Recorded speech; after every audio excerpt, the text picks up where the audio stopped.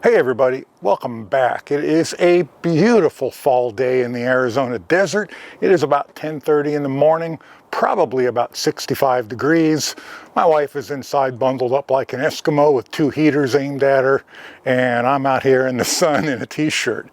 Anyway, excuse my hat and shades. I got the sun right up there pointed directly in my face, and it is really bright.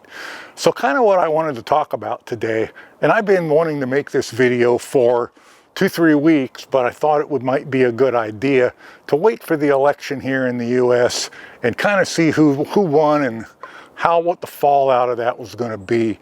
And what I'm mainly interested in discussing is the fate of Jeep. And it's not just Jeep, it is also Chrysler, Dodge, and Ram as well. All of those four brands are owned by a company based in the Netherlands called Stellantis. And Stellantis is kind of having a lot of problems right at the moment. All the automakers are, but Stellantis seems to be leading the charge into oblivion. And I'm not exactly sure why, other than their CEO, Carlos Tavares, seems bound and determined to destroy the U.S. brands. Stellantis owns, I think last time I counted, 16 different auto brands. They are the result of Peugeot and Fiat Chrysler merging here about 3 years ago, something like that. So of course Chrysler, Dodge, Jeep, and Ram, I'm going to refer to them as CDJR here in the rest of the video just to save time. That went along with it, of course, because they're part of the Chrysler Fiat group. So they've been making a lot of strange moves. For starters, they've been in a battle with the UAW. Do not get me started on unions. I am not a fan of trade unions. I have been in multiples in my lifetime, and I never had a good experience with them, so I'm biased in that regard. They're in a battle with the UAW, which they may or may not win. Had the election gone differently, I think they would have definitely lost it, but we now have a president-elect who the trade unions have not been very nice to. Anyway, Tavares has made some strange decisions. He took Dodge, and Dodge was very successful. Dodge, in my mind, and I think in the mind of most Americans, is a muscle car brand. And the Charger, the Hellcat, the Challenger, that's been their thing, and they've done well with it. Well, he came out not long ago and said the V8s are gone and they are not coming back. Charger is going to be all electric. The Challenger is going to get a straight six twin turbo engine, and that was not well received. They also don't seem to be very good at making EVs because the Chargers don't seem to be functioning. The electric Chargers don't seem to be working out well. They're arriving on dealers' lots bricked, and they don't seem to be able to solve the problem just yet. Also, sorry, there's a helicopter going over. That was a big helicopter. Also, I don't know if you're aware, but the hybrid Jeeps called the 4xe or 4xe models are having a buttload of issues. Certain 4xe owners, not all of them, but certain years and models of 4xe are being told they can't charge their vehicle, and they have to keep it parked a safe distance away from their home so the battery doesn't burn their house down. So that's not necessarily a good thing. And this has been going on for weeks now, and they have no fix for it yet. I don't know what's going to happen there, whether they're going to have to buy those vehicles back or what. Dealers have been closing that sell CDJR, and just nothing really good is going on. Also, the base price of a Jeep Wrangler now is $42,000. Last time I looked was only a few months ago. The Fast Lane truck or the Fast Lane off-road, I forget which one, is doing a cheap Jeep series where they managed to come up with a used one for about $37, but the new price on that was $42, and it was stripped. I mean, crank windows, no lockers, nothing. Street tires, nothing on it. So still a good vehicle, and it's amazing how good the brake lock differentials work, but still, that's a lot of money for a base Jeep, and the higher end ones are 70, 80,000, and some are over 100,000, and I don't think they're selling well. They also brought in I think it's an Alpha, and they called it the Dodge Hornet, and that thing is just tanking. They are sitting on dealers' lots. They are not selling. Supposedly a popular car in Europe, the Alpha version of it, but Americans don't seem to want that thing. So they're probably headed off to just incredibly cheap leases, or even to rental car type of thing, where after a couple of years on being a rental car, they'll probably be able to buy one for, you know, $15,000, $18,000 if you really want one, and I don't know anybody who does. So that's kind of the current, what's going on with the American brands. They are not doing well at all. And of course, Chrysler only has one model anymore, and it's that Pacifica minivan. And they were trying to peddle, or the rumors are they were trying to peddle Chrysler a while back to BYD, and then the government got involved in that, and Trump said no, and I think even some Democrats said, yeah, that you probably don't want to be doing that. Of course, they're not a U.S. company. They can sell whatever brands they want, but they have to deal with the government when it comes to bringing them back into the country for sale.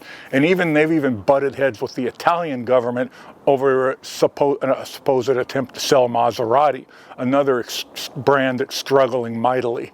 And they spun Ferrari off a number of years ago to its own company, but if you look at the board of directors of Ferrari, it's the exact same names that are the board of directors at Stellantis. So what's going to happen to Jeep? There's no doubt that Jeep and Ram are the crown jewels of Stellantis by sales. They sell far more than anything else. Just a few years ago, Jeep well outpaced Ram, but some bad decisions at Jeep, some supply chain issues, kind of put Ram up equal to them, or maybe even a little bit above Jeep. And of course, they've gotten rid of the six-cylinder in the Wrangler. You're only going to have different four-banger options. And I don't know anybody who wants to buy Jeep who wants a little four-banger in it. Maybe they think the Wrangler is a girl's car, who's just buying them because they're cute. I don't know. But I certainly don't want a little I've had a four-banger Jeep a long time ago, and of course it wasn't a turbo, but I quickly sold it for one with a straight six in it. And I love straight sixes. They're not going to put the V8 in the the Ram 1500 anymore. All you're going to be able to get is that Hurricane, that 3-liter straight six with twin turbos on it. Like I say, I love a straight six, but turbos in a towing rig, a work truck, I don't get it. I'm not a big fan of turbos. I know a lot of you guys will love them, and I get why you love them. I mean, that's a 3-liter straight six with 500 horsepower. I get it.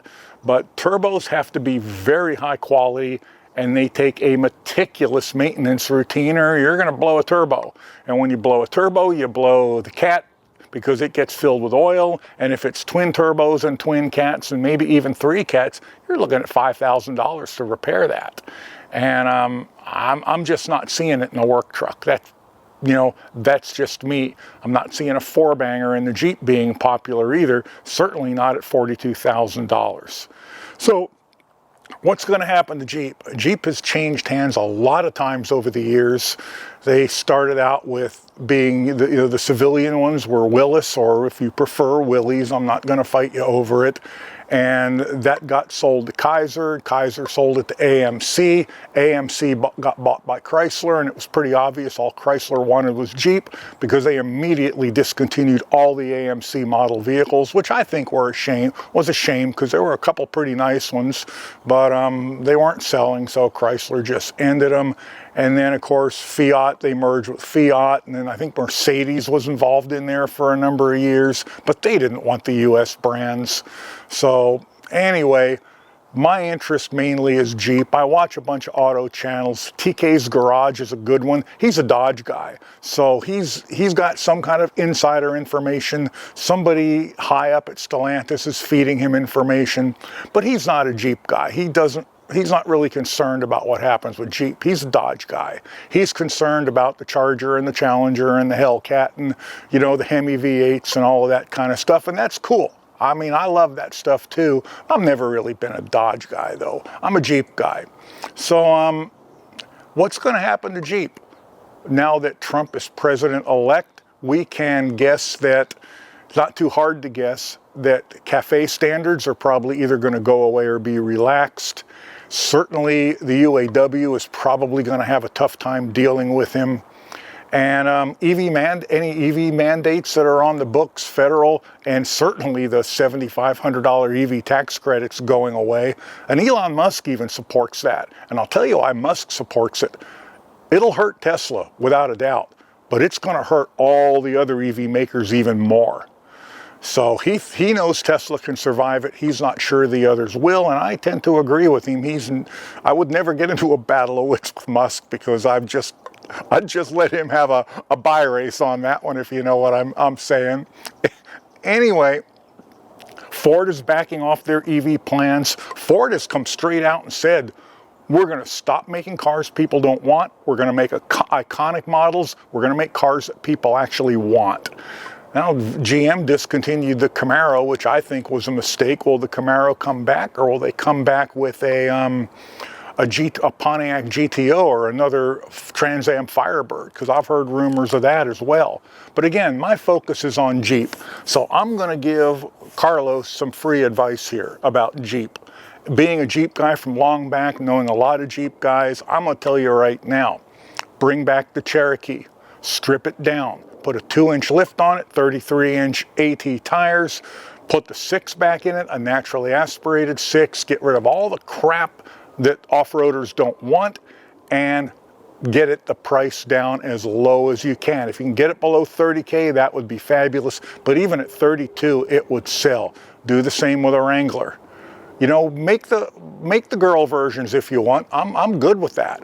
But also have an upscale version. Have the Gladiator. Have a Grand Cherokee. Start those out at 45, 48. Put all the comforts and conveniences that a lot of people want. I think mostly women want that. Certainly off-roaders don't really want it that much. They want a comfortable ride, and I doubt they certainly wouldn't turn down air conditioning. Air conditioning ought to be on all of them, especially if they're sold in the desert where I live. And have a model for $55,000, $58,000 with all the bells and whistles on it. But nobody's buying $75,000, $80,000 Jeeps. Well, I mean, there are some people buying, but most of them aren't. But also, if emission standards are relaxed a lot, we can get rid of a lot of that overly complex emission stuff. I've even heard rumors that NHTSA, the National Highway Traffic Safety Administration, is going to be axed by the Doge, if you know what I'm saying. And of course, that will also make vehicles a lot less expensive. I would love to see Jeep come back into American ownership, and the same with Dodge and Ram. Chrysler is dead. Nobody's going to want Chrysler except BYD, and the only reason they wanted it is so they can bypass any tariffs that are on their electric vehicles and start selling them in the U.S. There was rumors Hyundai was going to buy brands as well. There's no doubt that Stellantis is peddling brands. I would love to see Jeep go back into U.S. hands. I don't know if that's going to happen or not, but it certainly needs to be under control of somebody who understands American buyers and the American car market and isn't trying to Europeanize, if that's a word. It's a word now. Not trying to Europeanize the American brands. That's just not working out. Anyway, that's my opinion on the matter. I'd be interested to hear what you guys think about what's going on with Jeep. Please leave your comments down below and let's have a discussion about it, because I'm kind of tempted to be in the market for a new Jeep here in the next couple of years, and I really don't want to buy a Bronco. The new Scout is out. It's a hybrid. I do not want an electric vehicle with the current battery technology. Lots of reasons. I'm not going to fight about it. I don't want one. Anyway, leave a comment down below. Let's talk about it. Thanks for watching. Bye for now.